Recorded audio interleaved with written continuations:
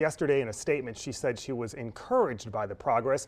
A lot of fast-moving parts this afternoon. We're going to have the latest for you all day on WBAY.com. And a 28-year-old Appleton man is arrested after police say he rammed 5 cars, including 3 police squads. This is the trend of that answer over the past 10 years, dating back to 2003. Never has it been a top concern. In fact, as low as 0.12% in this time frame until this past spring. 16%. I'm going to start off and get to some breaking news this morning out of the governor's office, where he is telling the Associated Press he plans to veto 57 measures as he signs the state budget into law later today. Investigators are out at Hilltop Apartments in Alloway this week trying to figure out what caused that huge fire back in May. Kristen Allen is live at the scene with more this morning. Hi, Kristen. A Northeast Wisconsin lawmaker continues his push this weekend to stop the state's growing heroin problem. Representative John Nygren from Marinette has introduced a series of bills in the state legislature, which he's calling the Hope Agenda. His inspiration? His 24-year-old daughter sitting in the Marinette County Jail addicted to heroin. Tonight, she's talking with Matt Smith in Target 2 on assignment. History, as that saying goes, has a way of repeating itself. Her story is one of history. 2 days after I got out, I relapsed.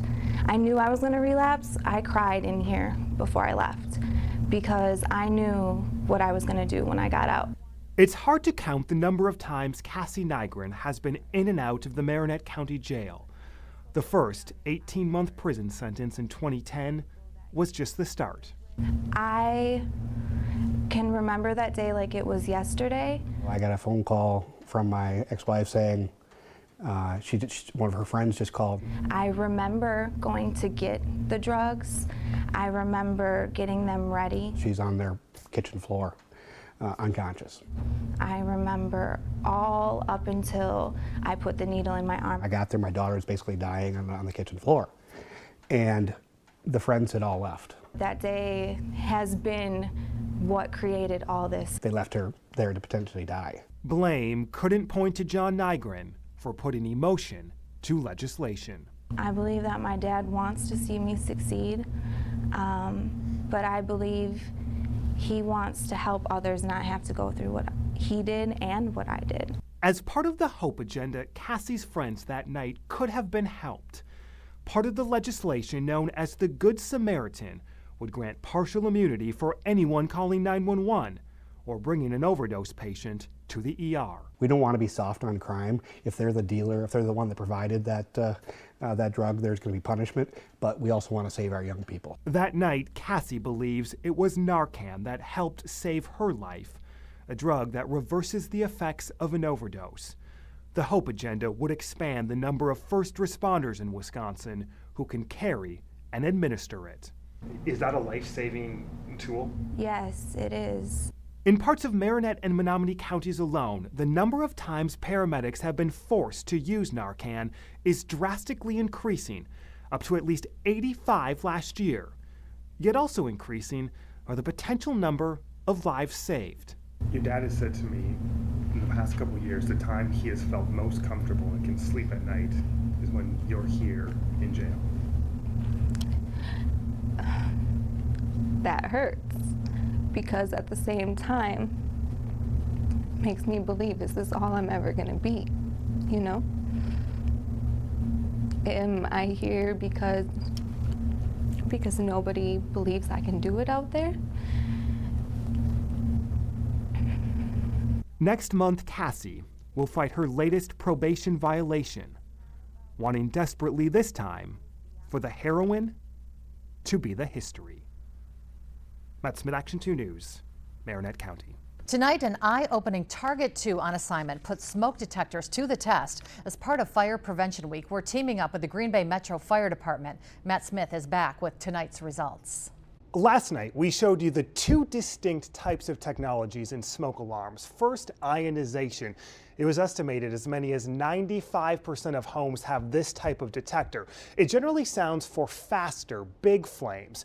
But for those fires that start with a little smoke and may go unnoticed for a while, photoelectric alarms are far superior. Tonight, both alarms are put to the test with some failing results. Firefighters don't set out to start fires. But for the purpose of this story, Yep, that's good. they're doing just that. With our cameras rolling at Northeast Wisconsin Technical College's training grounds, 4 different experiments show critical minutes sometimes lost, when minutes, even seconds, can mean the difference between life and death. Stick this in it. Soldering iron. Lieutenant Nick Craig is about to emulate what happens when a couch cushion lights on fire. It could be as simple as a dropped cigarette. 3 minutes and 20 seconds in, you start seeing a little smoke. 10 minutes later, It's really starting to produce some good smoke. The room is definitely filling up. after closing the window to demonstrate no ventilation, 7 more minutes pass. Yep, that's photo. 20 minutes with smoke filling the room, the first alarm sounds. Photoelectric. Yep. Same one. As the room fills with smoke and carbon monoxide, the type of alarm most homeowners have, ionization, sits silent. 30, 35, 40 minutes pass. We're at 45 minutes here. Take a look inside. That's a lot of smoke. At 45 minutes, firefighters say the level of smoke and carbon monoxide is unsafe. As we stop this test, the ionization alarm never goes off. This would definitely be a very dangerous environment with the amount of smoke that's in here.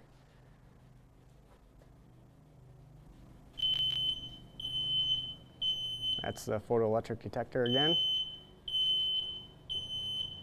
The International Association of Firefighters say this delayed warning for smoldering fires, especially at night, can lead to death. It has prompted a number of states, Vermont, Massachusetts, and Maine, as well as Iowa, to pass different types of legislation requiring photoelectric smoke detectors earlier this year. The city of Cincinnati also did so as well. As for Wisconsin, it only requires smoke detectors be installed. The state doesn't specify which type. So what about the kind most of us have, ionization, the one you just saw fail? Firefighters say don't throw that alarm out, and here's why. We now turn to the #1 cause for home fires. We've got some not so lean beef. In our makeshift kitchen, cooking fires often quickly burn out of control. In just more than 6 minutes, our beef is sizzling and grease is about to ignite. This time, the alarm that never sounded when smoke filled the room is the first to go off. Ooh, where are we at? Ionization. Called that one. Then 15, 20, 30 minutes speed by. 32 minutes. Fair amount of smoke in here. The burgers are actually on fire. Ionization detector is the only one that's been going off. After 35 minutes, the photoelectric alarm goes off too. So what do we do with all of this? Firefighters say those who don't have photoelectric alarms need them, but also should have ionization as well. Tomorrow night, we're going to show you easy steps to have both types of technology and ensure one of these tests doesn't become a reality in your home.